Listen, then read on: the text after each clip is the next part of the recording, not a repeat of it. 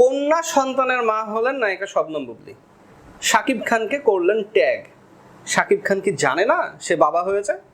আমরা এই প্রসঙ্গে আসবো। তার আগে নায়িকা শবনম বুবলী ম্যাডাম, আপনি যে এই যে যখন আপনি প্রেগনেন্ট ছিলেন, এই বিষয়ে কথা বলার কারণে আপনি যে মামলা করতে চেয়েছিলেন বা কন্টেন্ট ক্রিয়েটরদেরকে দেখে নিতে চেয়েছিলেন, থানায় অভিযোগ করতে চেয়েছিলেন, আচ্ছা আজকে তো দেশের মানুষ জেনে গেল যে আপনি ওই সময় প্রেগনেন্ট ছিলেন। আপনি একজন নায়িকা, একজন জনপ্রিয় মুখ, কেন আপনাকে এটা লুকিয়ে রাখতে হবে? দেশের মানুষের কাছ থেকে এখন দোয়া চাচ্ছেন, দোয়াটা আগে থেকে নিলে সমস্যা কি ছিল? কার ভয়ে? সতীনের ভয়ে নাকি দর্শকের ভয়ে? না আমি বুঝি না যে এই যে বড় বড় মাপের মানুষ, সেলিব্রিটি যারা, তারা লুকিয়ে কেন কাজ করে? এখনো গ্রাম বাংলার নিয়ম অনুযায়ী এই যে বিয়ে শাদী বাচ্চা কাচ্চা আপ্যায়ন করে মানুষজনকে কেন খাওয়ানো হয় জানেন? আপনারা বুঝতে পারেন যে মূল কাহিনীটা কি, কেন খাওয়ানো হয় আপ্যায়ন করে?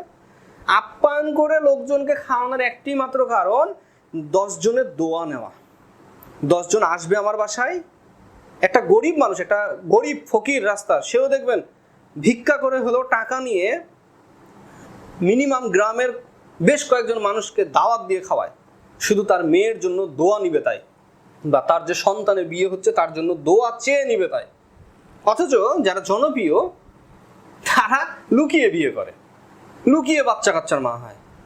আবার যদি বাচ্চা হবে এই নিউজটা যদি বলা যায়, তিনি আবার দেখে নেওয়ার মতো হুমকি দেন, মামলা করবে, থানায় যাবে, অভিযোগ করবে। দোয়া নিতে চান না, 10 জনের কাছ থেকে দোয়া নিতে হয়। এখন তো ঠিকই চেয়ে নিচ্ছেন, সোশ্যাল মিডিয়াতে ফেসবুকে পোস্ট করে এখন তো ঠিকই বলছেন, কেন এখন বলা লাগবে কেন? মানে এই জিনিসটাতে আমার বাধা। আপনারা, আমি দেখেছি আমার ফ্রেন্ড সার্কেলের মধ্যে যারা লুকিয়ে বিয়ে করেছে তারা কেউ শান্তিতে নাই। যারা গোপনে বিয়ে করেছে বাবা মায়ের বিরুদ্ধে গিয়ে, পরিবারের বিরুদ্ধে গিয়ে, তারা কেউ শান্তিতে নাই, কেউ শান্তিতে নাই। সম্ভব না। আপনি 10 জনের কাছ থেকে দোয়া নিয়ে, 10 জনের আশীর্বাদ নিয়ে আপনাকে শুভ কাজে পা দিতে হবে। আল্লাহ তাআলাকে খুশি করার একটি মাত্র মাধ্যম, সেটা হচ্ছে এই যে সাধারণ মানুষজন, তাদেরকে খুশি করলে আল্লাহ তাআলা খুশি হবে। 10 জন মানুষকে ডাকবেন, দোয়া নিবেন, খাওয়াবেন, তাদের কাছ থেকে আশীর্বাদ নিবেন, এটাই তো নিয়ম। নায়িকা শবনম বুবলী আজকে তিনি বাচ্চার মা হলেন।